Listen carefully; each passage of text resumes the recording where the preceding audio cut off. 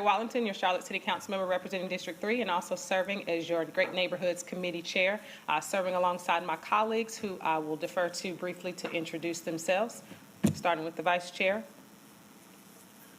Good afternoon, everyone. My name is Malcolm Graham, representing District 2, and I serve as Vice Chair. Good afternoon. My name is Renee Johnson, and I represent District 4, committee member.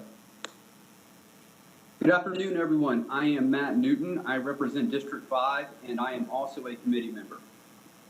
Thank you, colleagues. Are there any other council members on the line? All righty, we are being supported by our wonderful staff, led by Mr. Sean Heath. I'll go ahead and introduce myself, Sean Heath from the City Manager's Office and Housing and Neighborhood Services. And if we could go around the room, that'd be great. Hi, Warren Wooten, Housing and Neighborhood Services. Good afternoon, John Howard, Charlotte Area Transit System. John Lewis, Charlotte Area Transit System. Donata Jackson, Office of Constituent Services.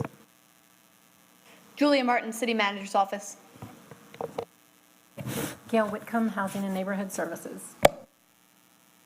And online? Good afternoon, Rebecca Hefner, Housing and Neighborhood Services.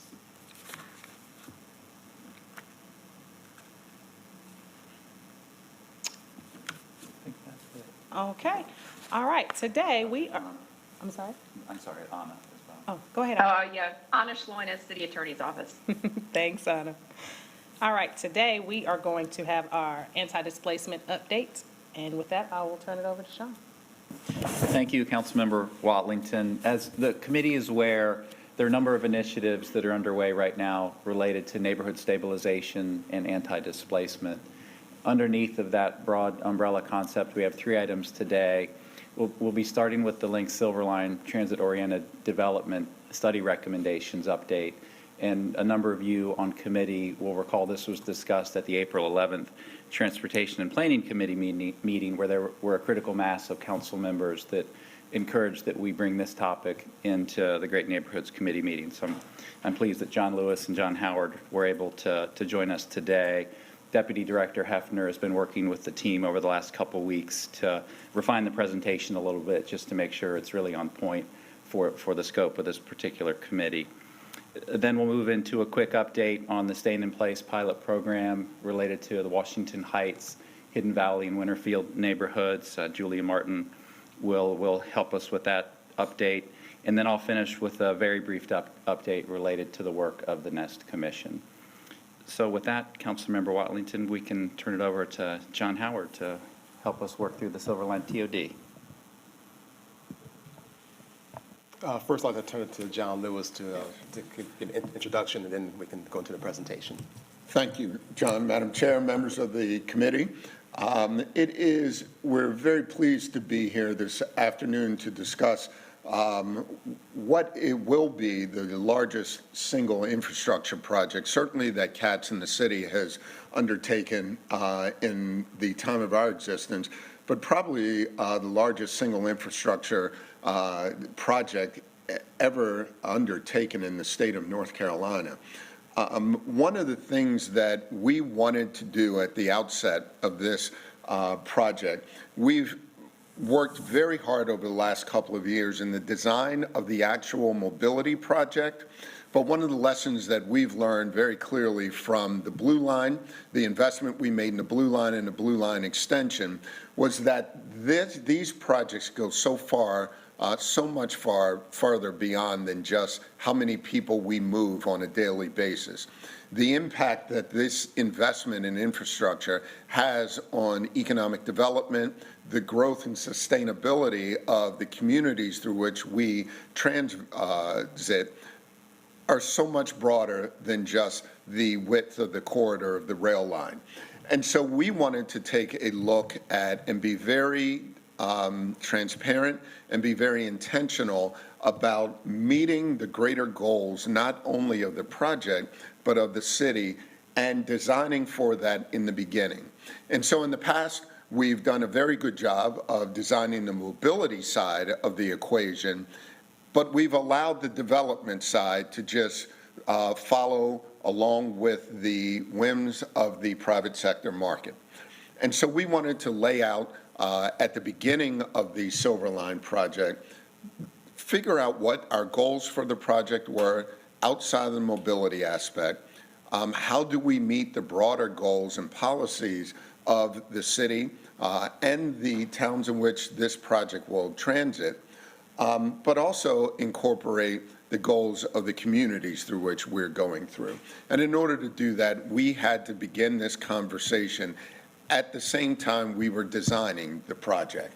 And so we wanted to be real intentional about the transit-oriented development goals of this project, and not just how many people are we going to move more effectively and more efficiently through the corridor. And so we had this discussion with the TAP committee last month, and some other council members decided that we needed to come and talk about this across committees, not just focus on the transit side. And so John, who is the project manager for this study, is going to present the initial recommendations. But also I wanted to also inform the committee that this is just the beginning of the discussion. We have heard from the community. We have incorporated the initiatives and goals of other city departments and county departments, and also the towns through which this project will come through. But this is going to be an ongoing conversation. As we continue to design the corridor, it will illuminate in greater detail the impact that this project will have, and hopefully we will continue to be able to create other partnerships, both in the public sector and the private sector, to help meet the greater goals that are outlined in this study. So with that, I'll turn it over to John, and he'll walk us through the presentation. Thank you, Mr. Lewis. As he stated, this is a proactive look at how we can plan for the Silver Line in advance of construction. We can go to the next slide, please. This is a unique project in that this is traversing 3 different jurisdictions, the city of Belmont and Gaston County, and going through Mecklenburg County, and then terminating potentially in Union County in the towns of Stallings and Indian Trail. So we've been working in partnership with all of those jurisdictions, working with our inter-city departments to look at how we plan in advance for land use around these stations. There's about 31 stations currently, about 30 miles of transit. So again, a very ambitious project, and it would serve us really well to look at this in advance and include some new ideas, especially around equity and housing. Next slide, please. So just a very high-level look at where we are. We just completed the study a few weeks ago, and the link is below. www.catsilverline.com. You can access the study and all the recommendations. Again, this is a public-facing document that covers all 31 stations and 31 miles of the light rail corridor. And again, we're attaching to this also affordable housing and market findings in this study as well. And we did a deeper dive into 7 what we call demonstration station areas, and I'll get a little bit more in more detail on that in a second. We also did some high-level TOD summaries for the towns of Stallings, Indian Trail, and the nodes between Belmont and Gastonia. Next slide, please. Next slide. And we had various types of community outreach activities, talking about what is TOD, because not everyone experiences it in the same way.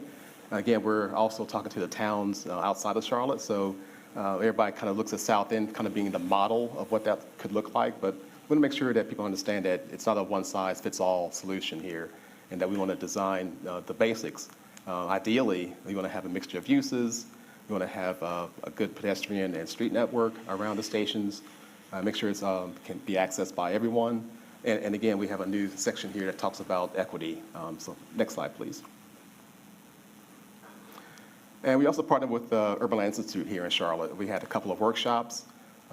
One was setting the stage for TOD in small and big cities, and also one on how to build equity around transit and TOD. And we had a panel, locally and national experts on those topics. And you can access those 2 workshops or webinars at the ULI page, as you see the link below. Next slide, please. And there were some common themes along the way. We've heard a lot about pedestrian safety, especially along Wilkinson Boulevard, how to make that a safer street to walk and cycle on, but also, again, preserving the character of the towns outside of Charlotte. But overall, people are excited about it, about the possibilities. We heard a lot of comments about housing and how we can include more mixed income housing around the stations, and also about how we can retain small business. So we had a lot of input from the public as we went through the study outreach phase. Next slide, please. Next slide, please. And then we talked about the station area concepts within the study.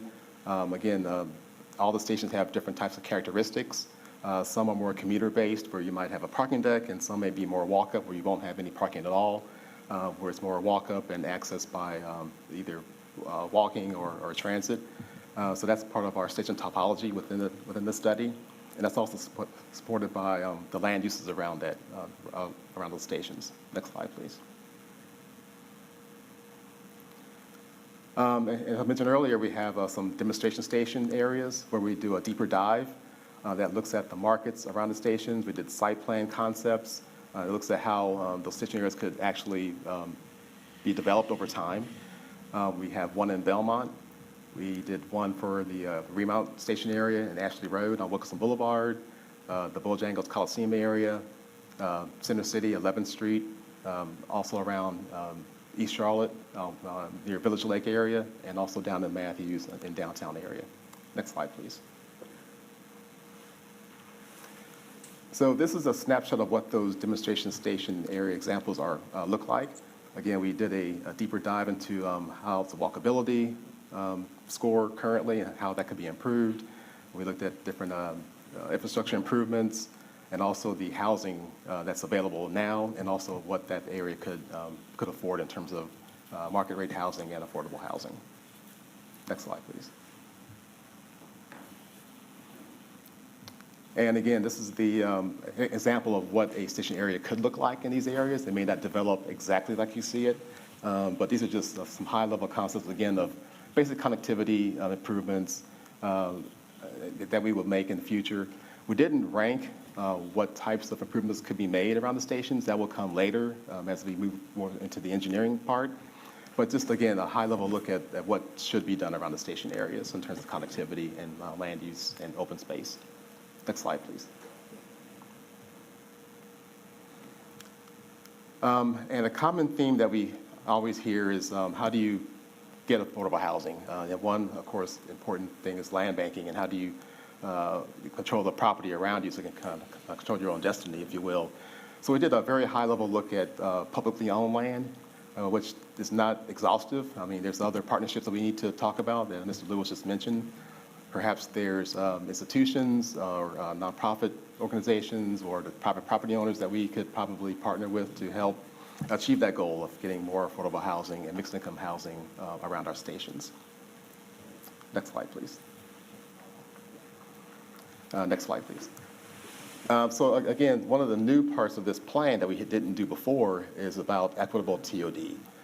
So there's three kind of overarching goals that we want to achieve here. One is to build the capacity of the Silver Line to support communities. That is to build support about the project and to have partnerships so we can have champions, if you will, from the neighborhoods around the stations. And also, second is to embed the TOD principles into the planning process, whether it's rezoning, land use policy planning. And the third is to make ETOD required through regulations and again, planning policy, and make it more predictable for development. Next slide, please. So there are a number of categories here that we have in the plan that talk about how we can achieve those three goals. Again, one is through how can we build capacity within city government, how do we engage the community, how do we get more teeth, if you will, into the zoning ordinance and land use planning policy, transportation, health and safety, that is more of a county initiative.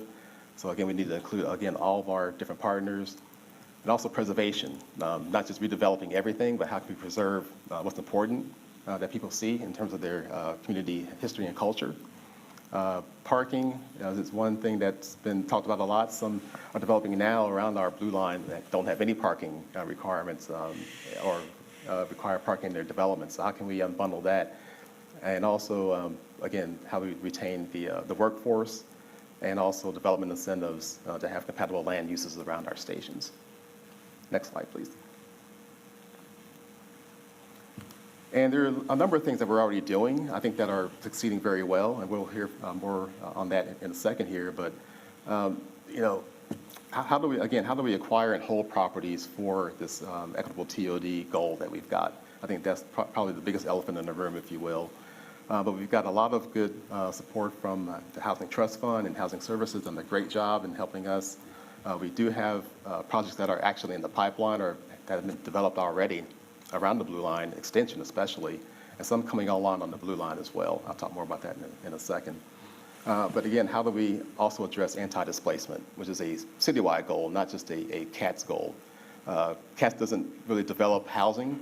This is kind of a new area for us, so we're going to really lean on other partners to help us achieve that goal of getting more equitable TOD around our stations. Next slide, please. We just received a grant from the FTA for equitable TOD work. The grant award was $405,000, and this is really to help us build capacity again and help build champions and talk to the public about, you know, what's important to you. What can we do next to further these ideas and these goals to help, again, build capacity along the transit corridor, and with an emphasis on environmental justice and how do we serve the public that we may not have heard from in the first go-around in this initiative, just to do more ground-level work on getting out to the public and talking with folks about how we can, again, help us achieve this goal of equitable TOD. Next slide, please.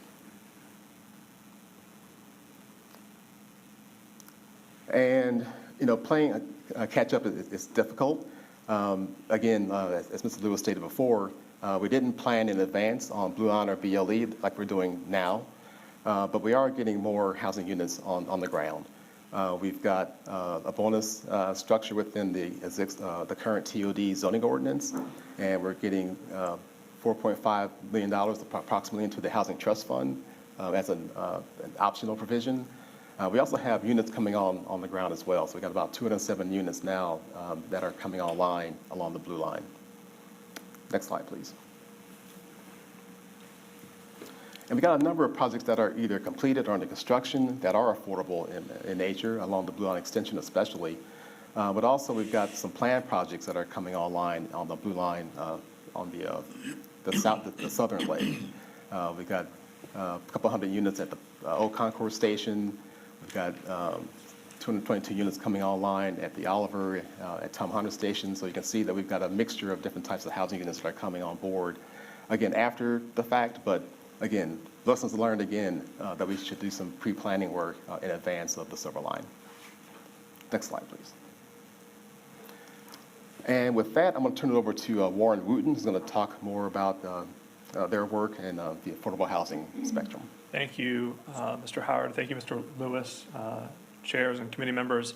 First, I want to say just thanks for the TOD process. It has been extremely collaborative. There's been lots of voices in the room while this work has been going on. And so I just wanted to share with you just a couple of slides to talk about that next step. Where are we heading next? Where we take the work that's been going on in the TOD planning and marry it with the work that the city's been doing in affordable housing. So first, we wanted to show you this slide. And this slide, again, these are not goals. These are estimates based on a 5-year period of how these areas here would fare in naturally developing affordable housing units. So again, these are from the consultants' estimates based on data that they have and in working with other communities, what they've seen happen. Again, just wanted to point out two things here. One, these are not goals. These are just estimates.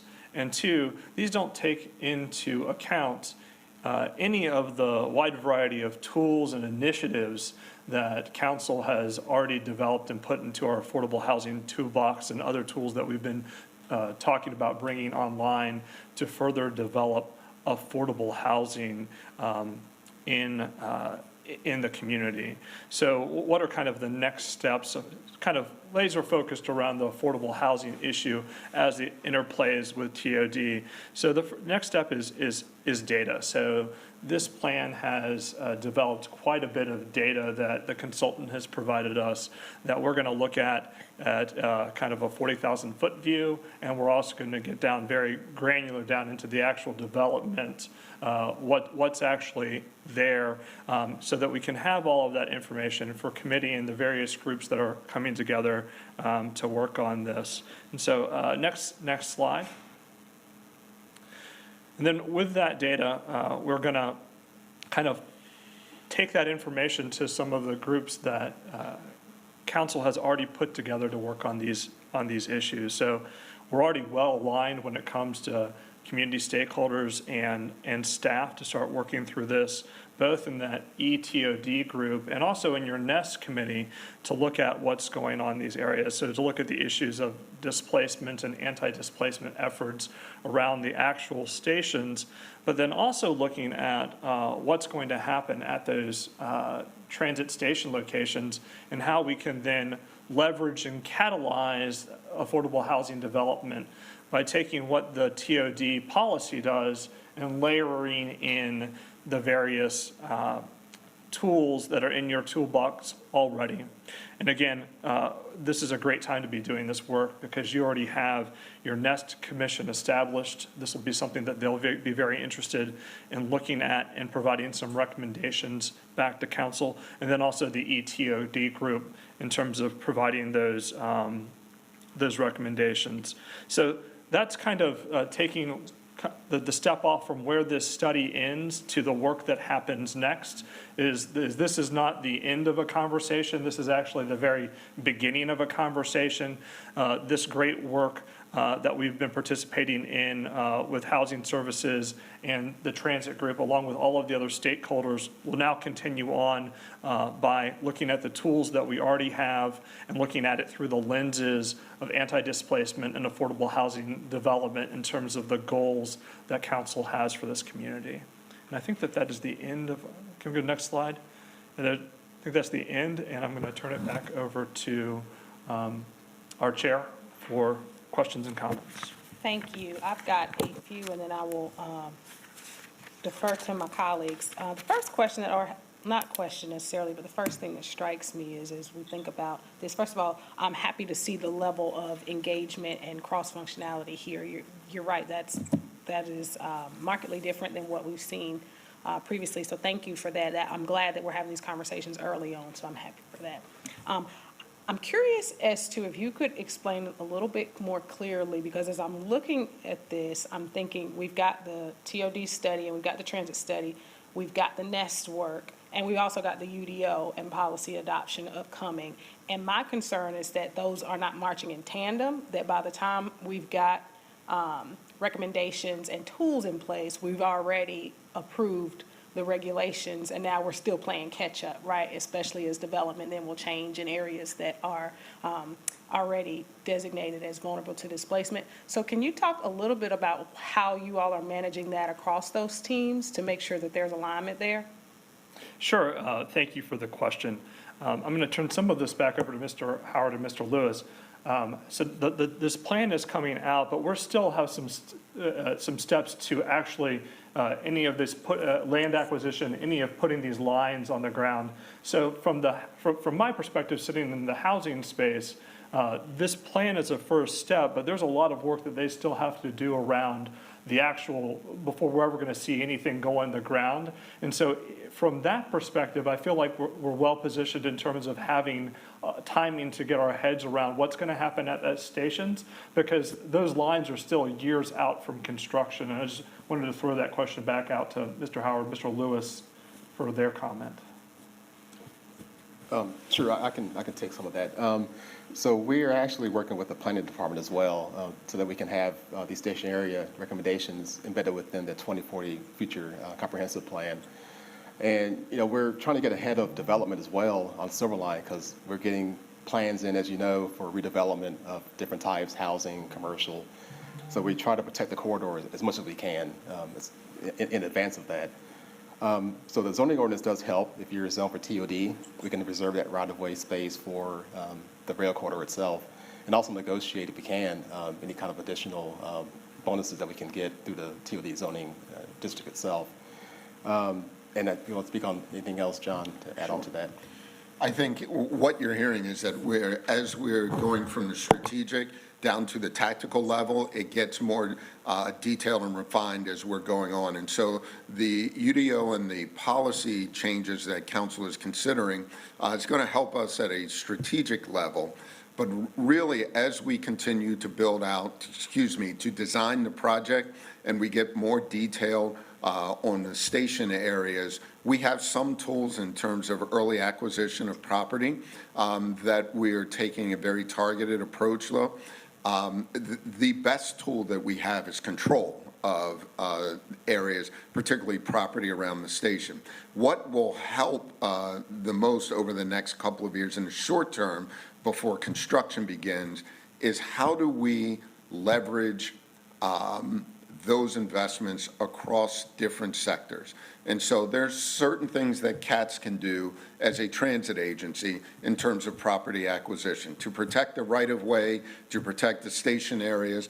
But then what else can our public sector partners do in that realm? And what can the private sector do in that realm? All working towards that goal.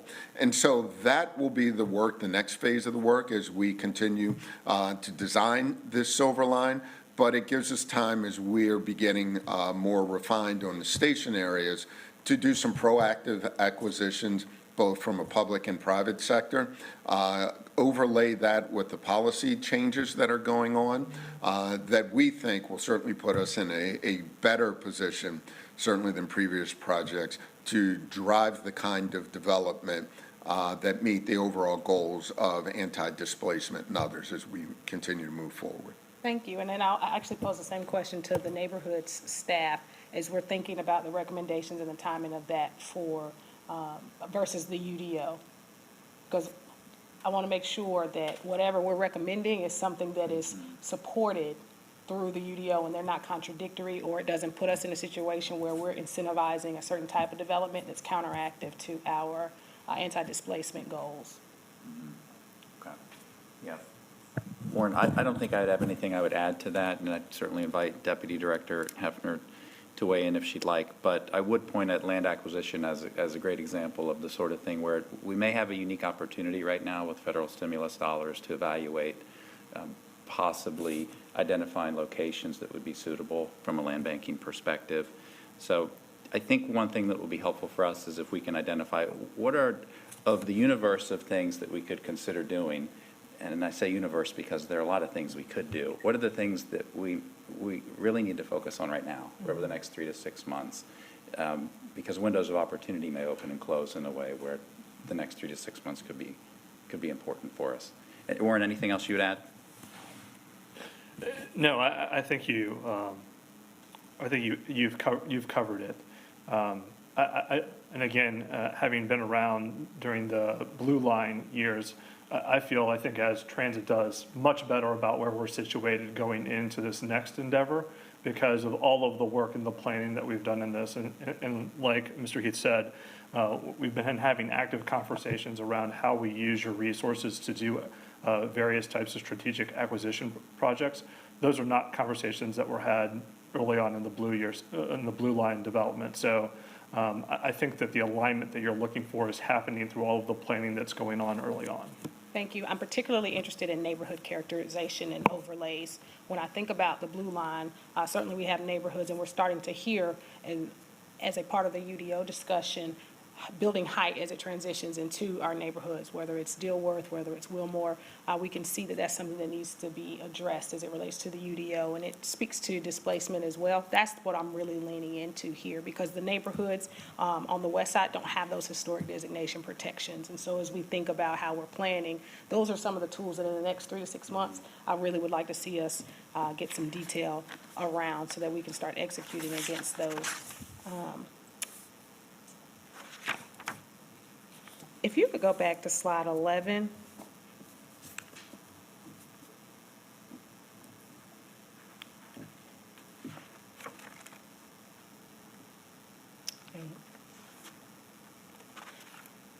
dive in a little bit deeper here where I see the scores where it talks about walkability, opportunity sites, et cetera. Can you explain what this means here and also this affordable housing, existing affordable housing units and how that relates to the slide that you shared on 22? I'd like to understand how are we defining these scores here? Like, how do I interpret a 2? Is that good or is it bad? And what are we trying to get to? Exactly. So the lower the number, the higher the number, the better, Okay. essentially. So that's the current environment. Okay. And what we're looking for are, of course, for 5s across the board. So looking at the current existing conditions in this chart, that's what you're seeing in those numbers there. As far as the housing numbers, yeah, we did look at the existing housing stock and also what the market could bear, not just based on the land that's there, but also just based on market criteria that our housing consultant came up with. So again, it's not exhaustive. The numbers could be much higher, but this is kind of a more of a conservative look at what those housing numbers could be, not just affordable, but also market rate housing as well. And this is just for this demonstration area? For the 7, yes.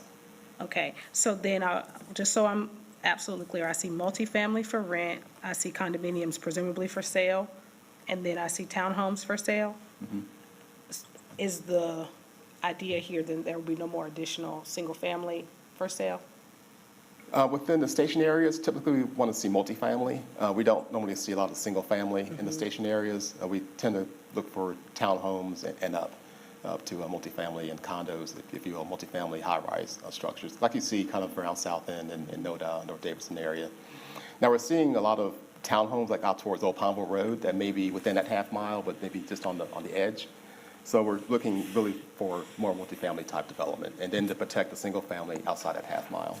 Okay, so then that leads me to slide number 12. I see here historic Camp Green and Ashley Park are certainly within, and even going down into Westover Hills are certainly within the quarter-mile component. And then I saw on slide 7 where it says residents on the north side of Wilkinson Boulevard are concerned about maintaining existing affordable housing and preserving their community character. Can you talk, that's clearly there's a disconnect there, right? So Yeah. Can we talk about how we're managing that or what that means for the residents on the north side of Wilkinson? Yeah, so we did meet with Camp Green several times about their goals and their wishes, and also the West Boulevard Coalition. And, you know, we can't guarantee that we can protect every type of housing unit from the market. That really relies on, you know, other partners to help, you know, whether it's land banking, like the Westside Land Trust is a partner in this. But again, what can we do as far as a transit agency to help, you know, lend our services to that conversation? Again, we can only acquire what we need for the actual development of the corridor itself. So again, the conversation is about who else can we partner with, like housing services, to help us in that conversation of affordable housing, whether it's historic preservation, historic districts. That again, that's a more of a broad conversation that just CATS can really manage all of that. Sean? Can you, Sean or Rebecca, on the housing and neighborhood services side, how are we looking at that? That feels like an extreme red flag for me. I'm not in a position to really comment directly on that piece today. It's not something that I've studied at this point. I don't know if Warren or Rebecca, you have a point of view on it.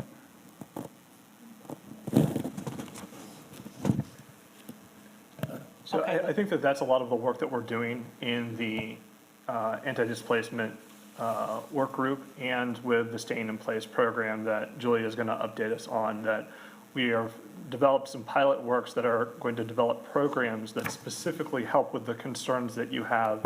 And you know, I hear exactly what you're saying. On the one hand, we're proposing a very large station area that's going to have a dramatic impact. On the other hand, right in that same vicinity, you have a historically low-income community that we're trying to protect. Correct. The fabric of that community. So there's definitely some tension there, and I think that the answer to that tension is the work that we're doing in Staying in Place. Right. How do we work with those homeowners? So I just want to point you back, Madam Chair, to the work that we're doing with the acquisition rehab resale program, where we can acquire housing and then stabilize that housing and resell it.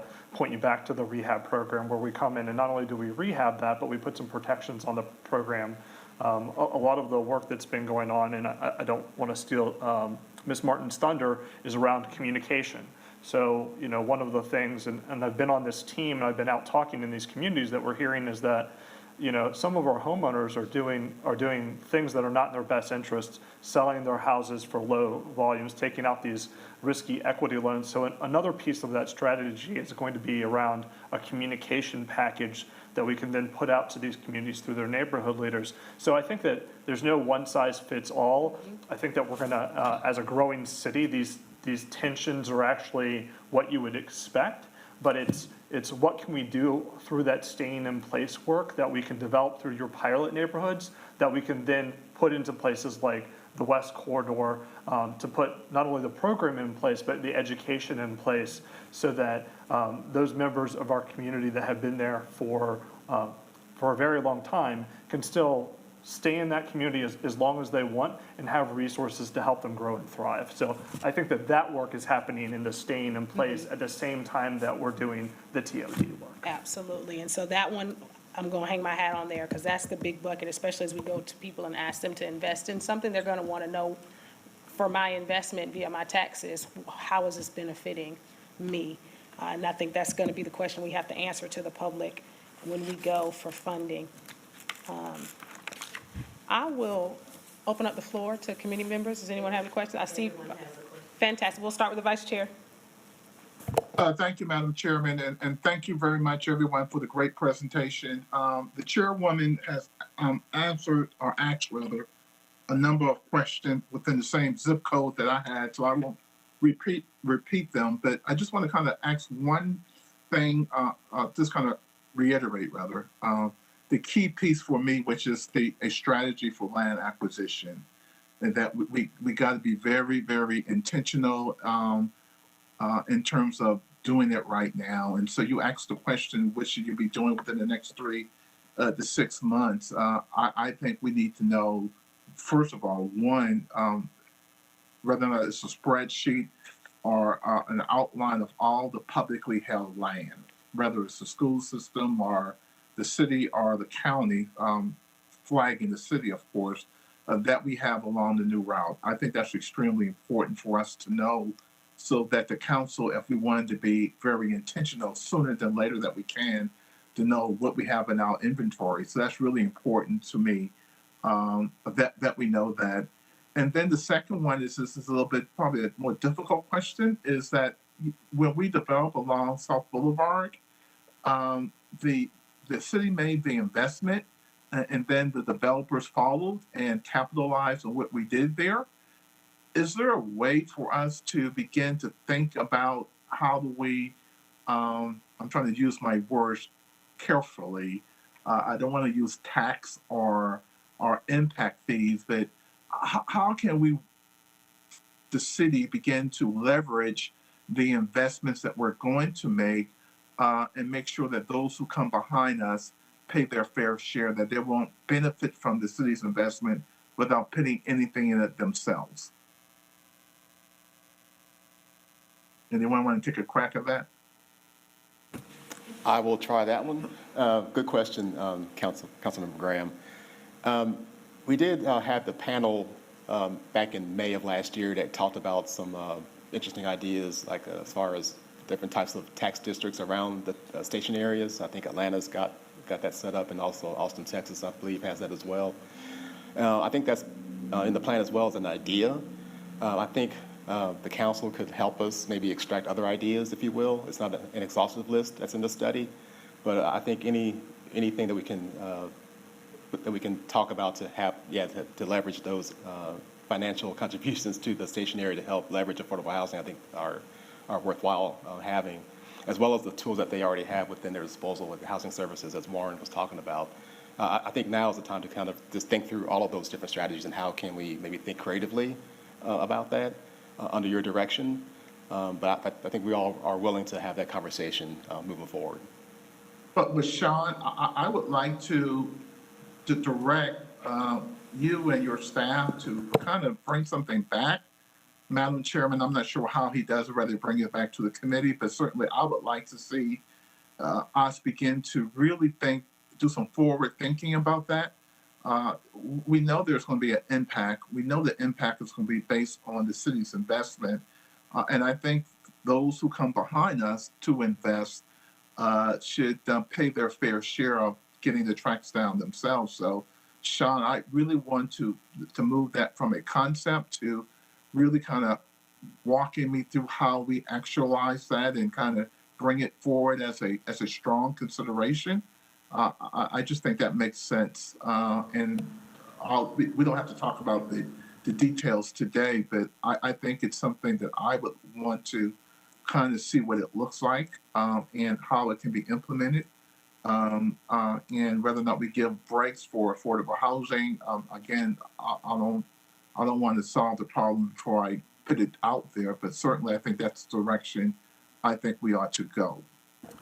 I'm happy so- to entertain that here. I think that's a great idea, Vice Chair Graham. I'd love to see that come back to us for review. Okay. Yeah, so Sean, so we can kind of think about that. And then, going back to land acquisition, I know we've talked about this a number of times. And again, like I tell my daughter, she's a basketball player, right? When she was. And I said, you got to dribble or shoot. You just can't hold the ball, right? You got to do something with it. And the point I'm trying to make is that I think we've been saying it,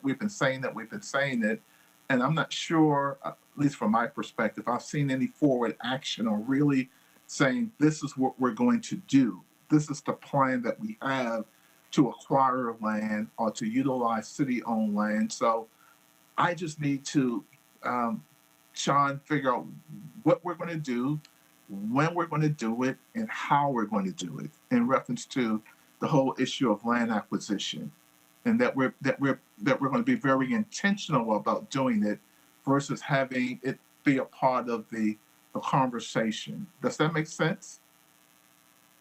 Yes, I believe the ask is very clear, and something that staff will be happy to take on. Yeah, I think it's time to do it, right? And knowing what doing it is, right? Other than buying land, what are we doing, right? What's the end game, right? Do we have a budget in mind? Do we have sites that we're looking at? I don't know any of those things, right? Other than conceptually that we all agree.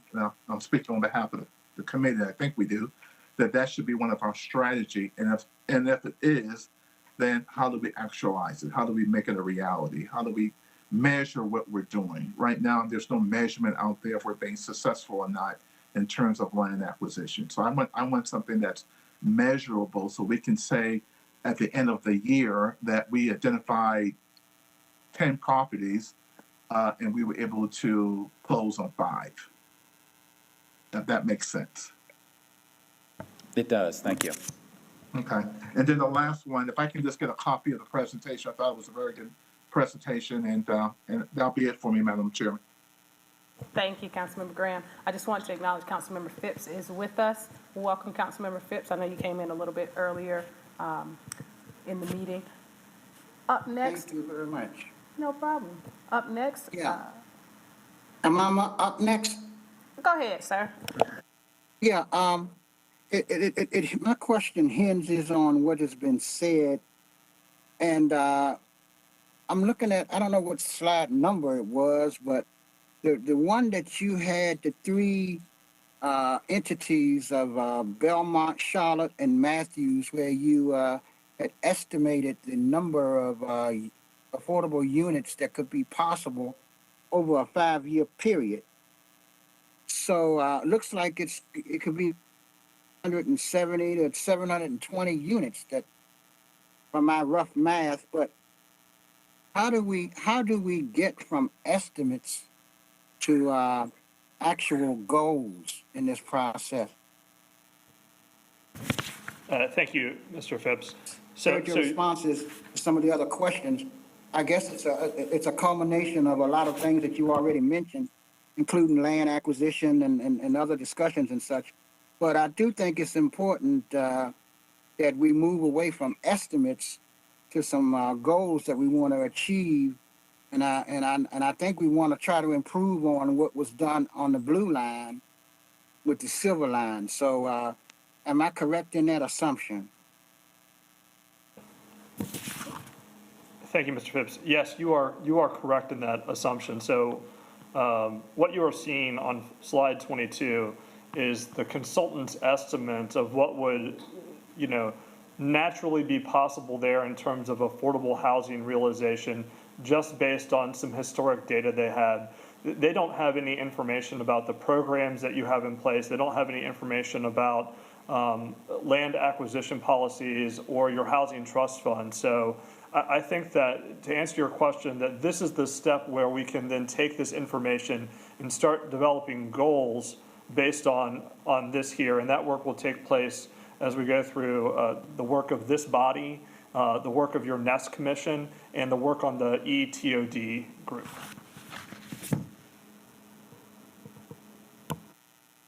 Thank you. I look forward to that work going on. Thank you very much. Councilmember Newton. Thank you, Madam Chair. I feel like many of your questions addressed many of my concerns, so I appreciate those questions. I am also, much like you, concerned with changing neighborhood characters. When you look at the what we heard slide, East Charlotte is mentioned much like West Charlotte when we, but in that engagement and the concerns that staff heard. I just wanted to make sure that, much like you, Madam Chair, that we're not forgetting about displacement from the standpoint of our efforts to help people stay in their homes. And something that certainly arose for me with questions and concerns from the community, particularly from the Woodbury Forest neighborhood, more specifically along Summerhill Drive. People are concerned about displacement resulting from noise pollution, resulting from impacts on their privacy. And I just was wondering, what are we doing to address those concerns? I feel like our actions and our plan here is driving the market. We can talk about markets, the market after the fact, but what we're doing is creating a market driver in its own right. And I feel like we need to get out ahead of that. And I'm just wondering, what are we talking about when it comes to these impacts just from, the construction and physical presence up alongside existing neighborhoods and the displacement that will occur there. So I just wanted to get that question in, and I really wonder too what CDOT's involvement can be if we expand our horizons here, expand the scope of CDOT involvement, and not just put it all on housing and neighborhood services. And what I mean by that is maybe address some of these concerns pertaining to noise pollution and privacy sight lines via barriers or walls like you might see on portions of I-77 and elsewhere, which I do think is within the purview of CDOT. So taking all that into consideration, and as we talk about helping people stay in their homes, looking at those additional factors like noise pollution, privacy, etc. Thank you, Councilmember Newton. I'll take a stab. I'm going to divide your questions into two categories. One is the impact that the construction of this project will have on communities in the immediate during the construction. And then there's the post-construction kind of evolution of development as a result of the project coming onto line. So in terms of the noise, I'm going to address the first one. In terms of privacy and noise impacts, we will continue to work through that and develop mitigation efforts as we continue to go into more detailed design of where the line will be, where the station will be, will it be on one side of the street or the other, identifying what properties will be impacted during the construction. And there will be requirements, but also proposals that we will put out as a part of the project to minimize the impact of that. And that could go as far as, You know, in some cases, they may require construction of a noise wall like you may see as a part of a highway project. We're not at that point right now, but those are the types of things we will look at as we continue to go along on the design aspects. The biggest aspect will be, unfortunately, the fact that we will be building a corridor adjacent to in communities that may require us to acquire homes. And so our goal as we are designing this project is to minimize that as much as possible. But I want to say at the beginning, there are no perfect alignments, and there isn't one that will not that we could come up with that will not have these kinds of impacts. But our promise is we will work to minimize that as much as possible and protect those kind of issues that you have identified. And then the post-construction operation of how do we protect the character of communities after the project is online and developers are coming in and looking to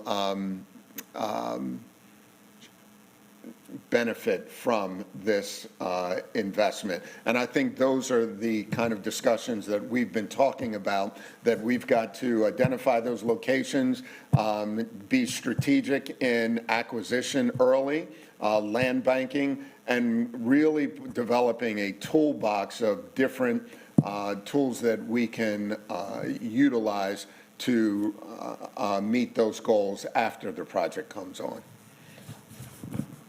Please do continue that work and engagement with communities like Woodbury Forest and keep us posted on those efforts, John, particularly any developments that pertain to the construction of noise walls or what have you.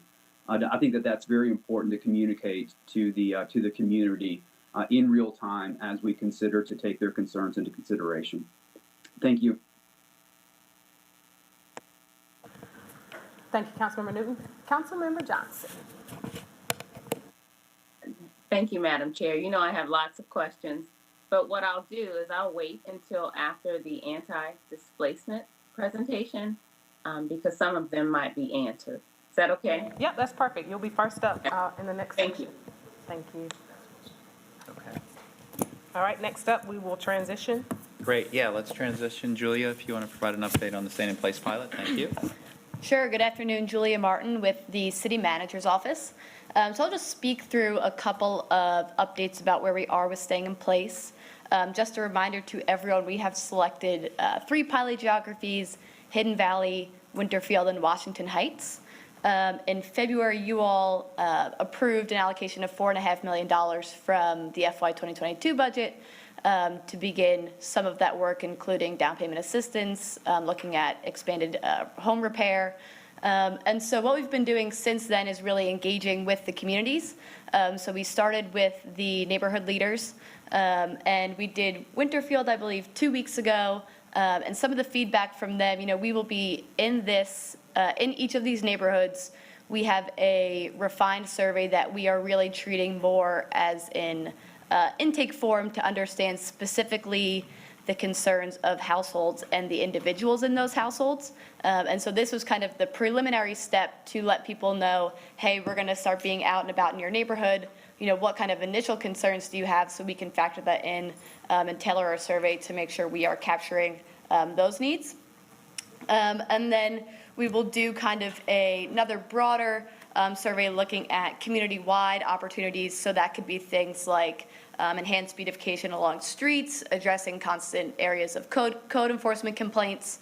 And then, in terms of programming and partnership, a big part of this is, kind of the bread and butter of what we do is looking at the individual property, but it's important to make sure that the individuals in that household have access to the tools that they need to be able to, further their upward mobility, maintain their housing. And so we have a couple of partnership opportunities in the works. We're not at the point to do any spoilers yet, but this will help us with a resource and referral component to get people connected with workforce development opportunities, childcare opportunities, and things like that, so we can really help address a household holistically. And then the other thing I'll say that we're starting to look at is I think along the lines of the conversation we were just having around West Boulevard and, predominantly single-family home area, is thinking about how we can partner with someone, or maybe it is us, to look at estate planning. I know Councilwoman Wallington, I think this is a key interest of yours. And so we've looked into what some other cities have done, and we actually have a meeting tomorrow, and so we'll be talking through what that looks like from our point of view. And so, it could be two things.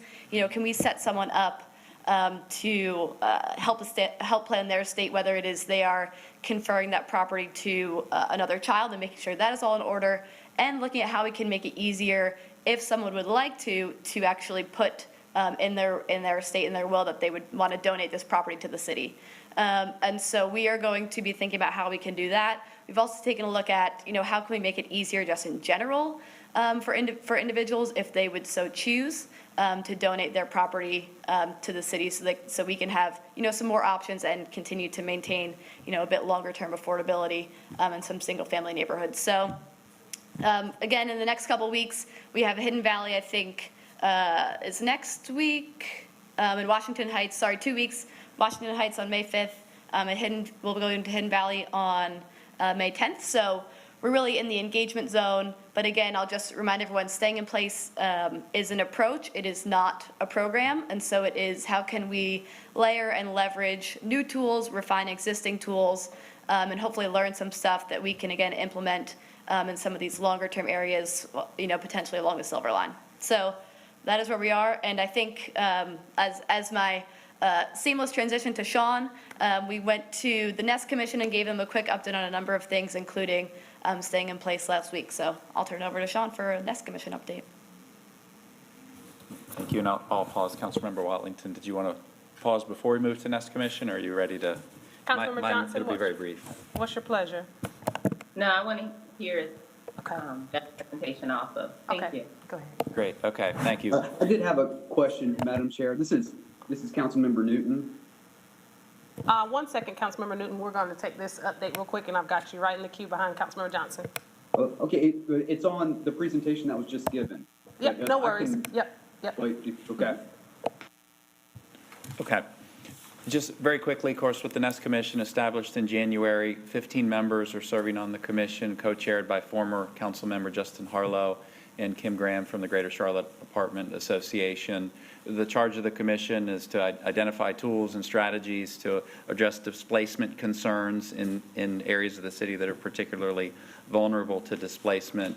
So far, the commission has met twice this year, and by design, the first two meetings were really intended to be a bit of an orientation. And granted, this is a very knowledgeable group of individuals, but we wanted to ensure that everyone was grounded in a few things. So we spent some time talking about the comprehensive plan, which of course was the catalyst for the creation of the commission itself, a little bit of a conversation around the UDO, discussions around the current landscape in the community in terms of housing gaps and price escalation and the various factors that are making this an even more intense concern for the community. And then also in the most recent meeting, we spent a fair amount of time talking about our suite of programs that we currently have in place across the housing continuum. And as I shared with the commission, we did not share those based on our belief that we have all the answers. We just wanted to ensure that everyone was well grounded in the tools that we have in place today.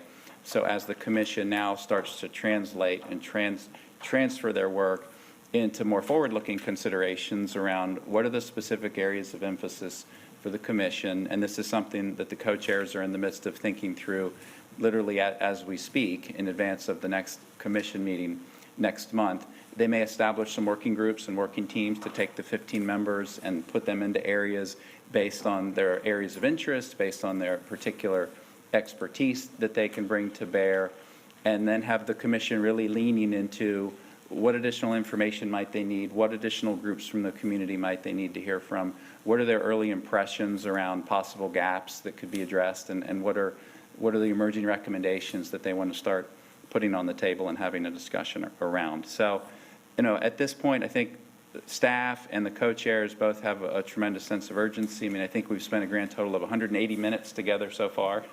So it's once a month for 90 minutes. But we're at that inflection point now where we move beyond staff presentations and move more into the work of the commission itself, which I know that they are very excited and looking forward to doing.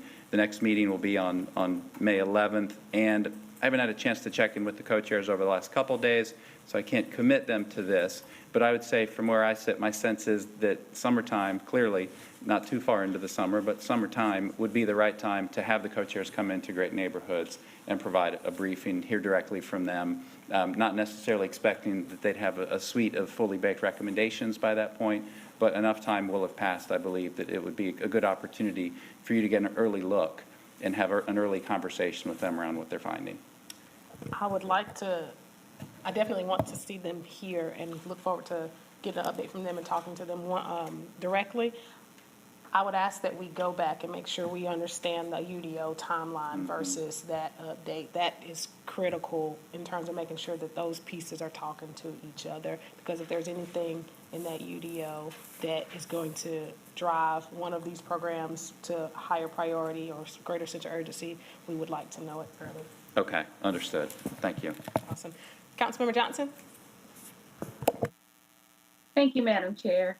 Can we go back to the slide, the presentation, the CATS presentation that addressed the affordability around the Silver Line?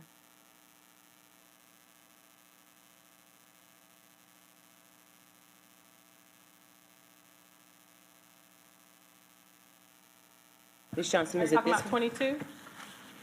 There was no, well, that's the goal. Was there another slide that addressed so these are the planned projects, right? Try 11, Britt. Yeah, that's the one I really couldn't see. So can you tell me more about that slide? Is that future goals, or is that the current affordability of the housing stock? Yeah, it's kind of both. This is John Howard, again with CATS. One is talking about what's already existing in that area, and also what could be the future build-out. Again, a very general estimate, but it's kind of both existing conditions and also looking forward towards what could also be in that station area. And can you I'm describe sorry to jump in real quick, just as you're explaining. That one that says condominiums, it says 10 new units of all new rental units. I thought condominiums were for sale units. Can you just be clear about that part?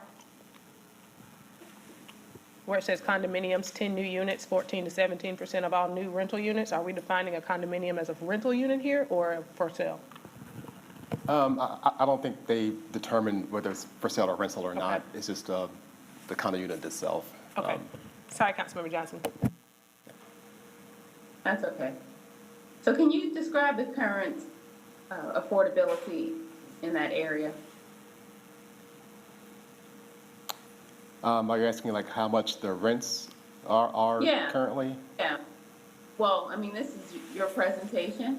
So if there's, if you're describing any current affordability or current rents, or what were you measuring to measure or report on the current environment?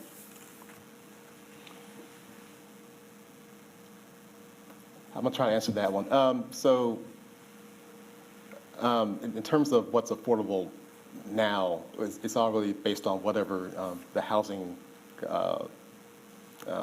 data looks at, whether it's 100% or 80% AMI or 65% AMI.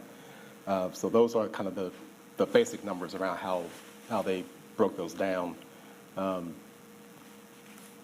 I getting to your question? Can I get a copy of the presentation? I thought please, thank you. I thought there was something that you reported on that you said describes the affordability or the current market or the current rates in the area. And if that's not captured, I think that will be something good to know. Like, what is the average rent in these areas currently? Yeah, that's something that we Ms. don't have in that study currently. We don't have those numbers in this study in terms of what each station area's affordability index is. But I think that information could probably be garnered from other departments, but we don't have that in this study.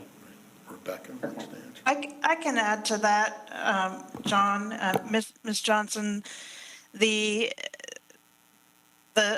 as we were describing earlier, the TOD study did a higher level look at any given demonstration area, and then our next task will be to dive in more deeply. So in terms of the description of existing affordable housing units, my understanding from the consultants is that the methodology used to identify existing affordable housing was to take a look at what's available in terms of our apartment database and understanding which apartment communities contain naturally occurring affordable housing, and that would be 80% and below of AMI for the rents for those NOAA communities. So it's not a comprehensive overview of all of affordable housing around this demonstration area, but that is indeed our next step as the city, is to take those initial higher level estimates from the consultant and do a deeper dive. You may recall seeing in our displacement risk dashboard that we've already mapped out the Silver Line and the existing naturally occurring affordable housing that is located in proximity to the station areas. So we will start there, but we have access probably to a little bit more granular data than what was used by the consultants, and we look forward to bringing that information back to you all. Okay. Thank you. First of all, thank you for this presentation. It's good to see that the departments working together. This feels strategic and this feels responsible. That CATS is taking a look at the housing. So thank you for that start. What I would like to see also, and this kind of piggybacks off what you said, Madam Chair, is an interdepartmental, intercommittee group that works together. You all know I'm from Ohio, and in Ohio, working for the state, we had something called Q-STEP, and it was quality steps through partnerships. And what we used to do is have someone from, if there was a problem that needed to be solved, we had different parties from different groups looking at the problem, bringing their expertise to the table. So in this case, maybe someone from CATS and affordable housing and the NEST community, committee and UDO and perhaps a developer or someone to take a look at this problem. We've got a lot of different committees, and we know that affordable housing and displacement is our major problem. So if there was some type of interdepartmental group or just a combined group, and everyone bring their expertise to the table, and we could look at some presentations. This is a red flag. We have to be realistic. There are investors right now on the phone calling their realtors wanting to buy along this Silver Line, if they have not already, because of this discussion today. So people are sadly likely going to be displaced, and I think we just have to be reminded that there are individuals who earn $800 a month. SSI pays $800 a month. The low wage earners, so when we talk about 80% of AMI, there are individuals probably in the West Side area. I remember helping someone find housing before, and we were on the West Side, and that was the only place we could find an apartment for $700 a month. So people are hurting, and we have to know that. We talk a lot, and I hope that we can eliminate this term from our conversation, unintended consequences, because while they may be unintended, they're not unforeseen. So we really have to be intentional about this conversation. The west side is the one place, and the east side, these are places where people can afford to live. So what are we going to do as a city to protect these residents? So I just think that, and it's for my colleagues, it's for all of our colleagues, that the CATS department's done a great job in the affordable housing, the housing department, they do a great job, but it's up to us to create policies that are going to protect the residents. Otherwise, we are truly moving them out of the city. And it's a city that they build. So, before it was, so sexy and Charlotte was such a great and shiny city. So I think we just really need to keep that, especially this committee, Madam Chair, on the forefront. I also wanted to ask about land banking. Mr. Lewis, I think you mentioned land banking. Is that an option that we're looking at? Another thing, in Ohio, there was a land banking opportunity in Columbus, and nonprofit organizations had the opportunity to buy property from the land bank exclusively. It wasn't open to, I think there was some criteria, maybe income criteria or nonprofit, but it was an equitable approach for individuals to purchase land. So are we looking at land banking opportunities in this area? Councilmember Johnson, this is John Lewis. Yes, we are, but we're doing it in a much different, taking a much different approach than we have in the past. One of the lessons learned from the Blue Line and Blue Line extension is that CATS as a transit agency is very limited in what it can do in this space.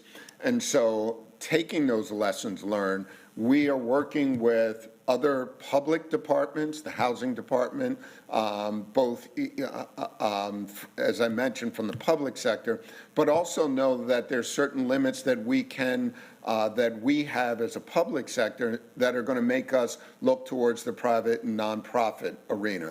So we're looking at land banking, but what we're doing differently is looking for partnerships in this, recognizing our limitations as a transit agency, identifying these station areas as now as early in the design process as we can, and really beginning to be very intentional with creating public and private partnerships to meet those goals.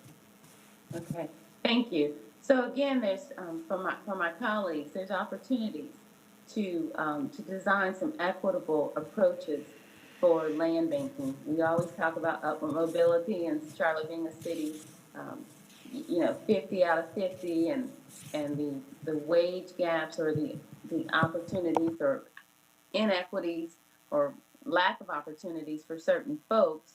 So if we did look at land banking, perhaps only, opening it up to certain individuals and not the developers, so that there is some balance or some opportunity for individuals to survive and to sustain in the city, especially along these valuable areas.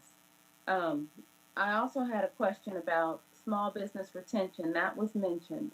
Are we looking at tools for those businesses along the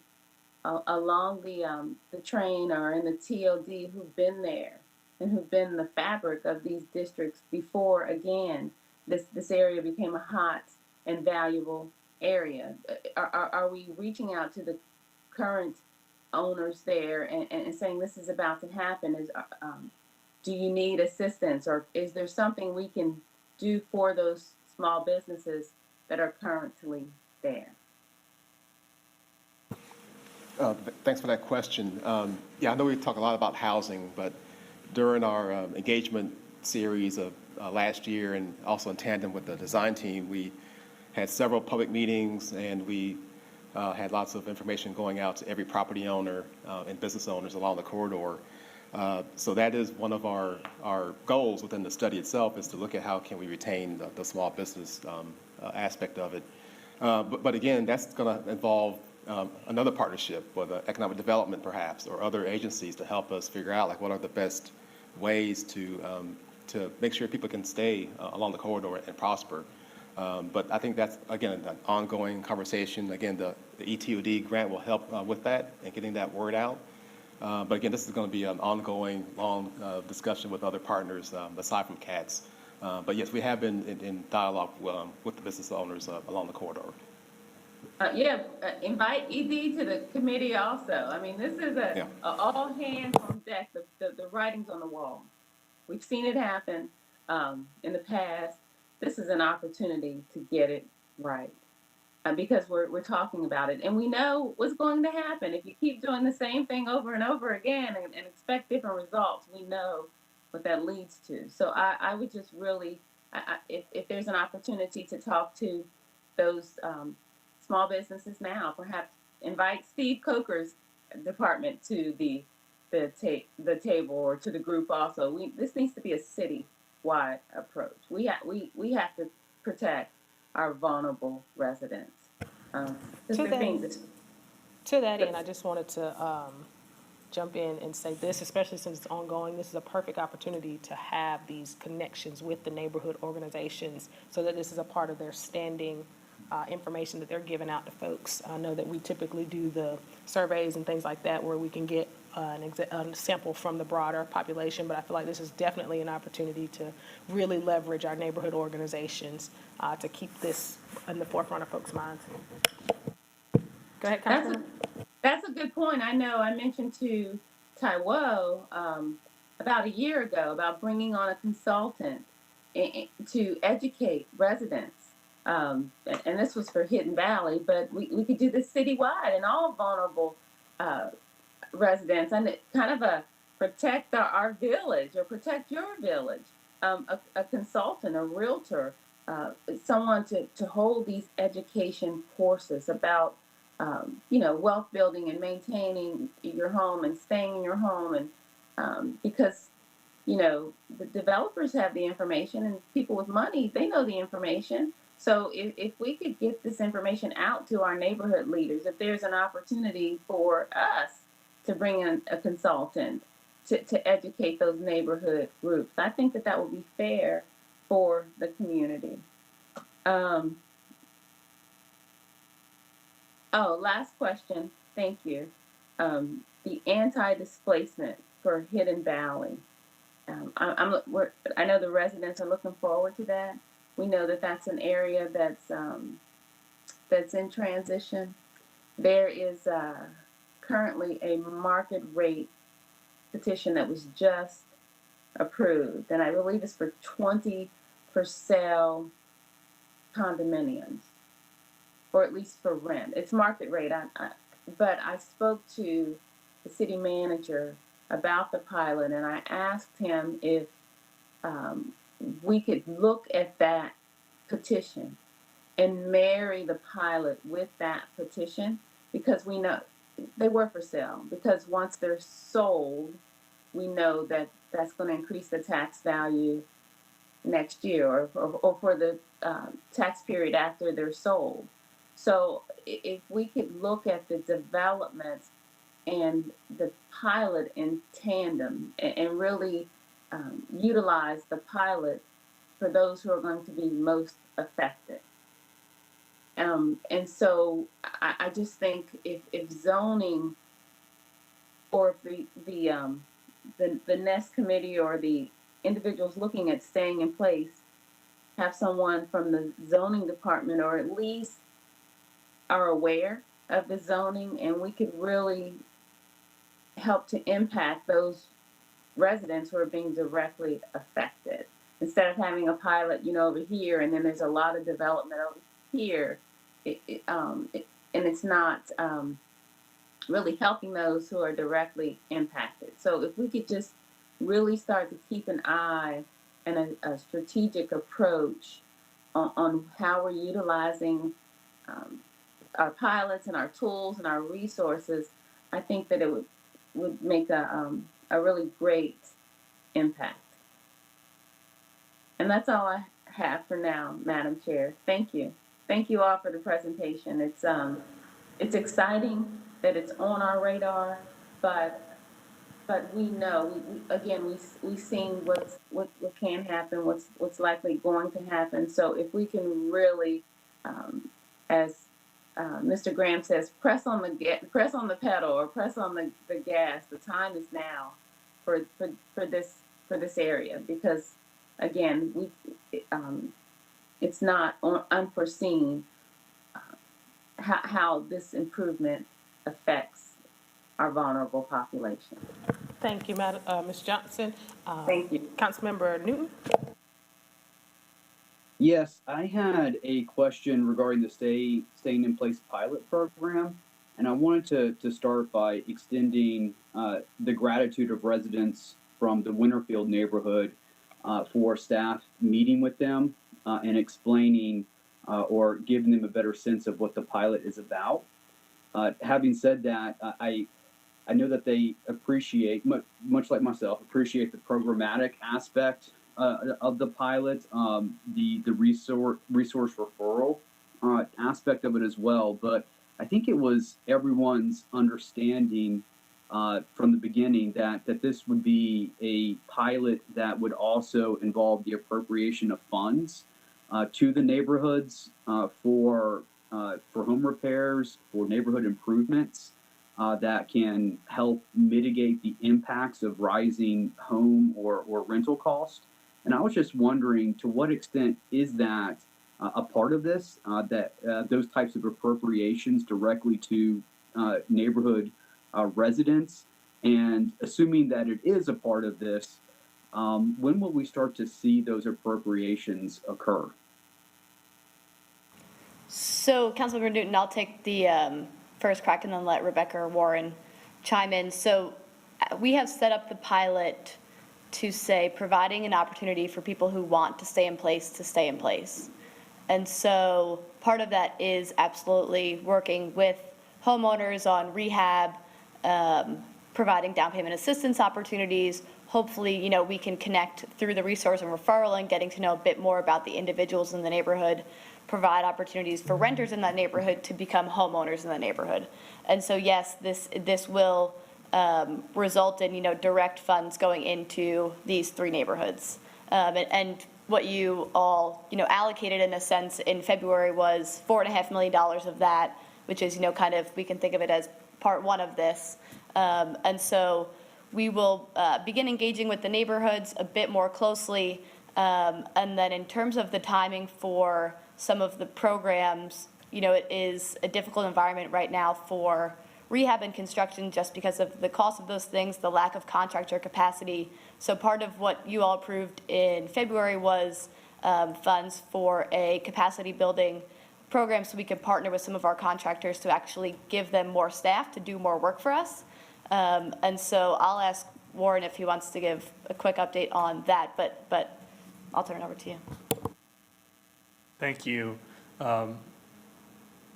Newton, Warren Wooten with Housing Services. I think that what Julia said is right on. Right now, we're out there talking with these communities about what they need to stay in place. And part of this whole approach is to develop programming with the residents and not to the residents. One of the criticisms that we've faced in the past is developing programs without enough input from those who are going to be using those programs. So a lot of the concerns that you have, we have programming in place.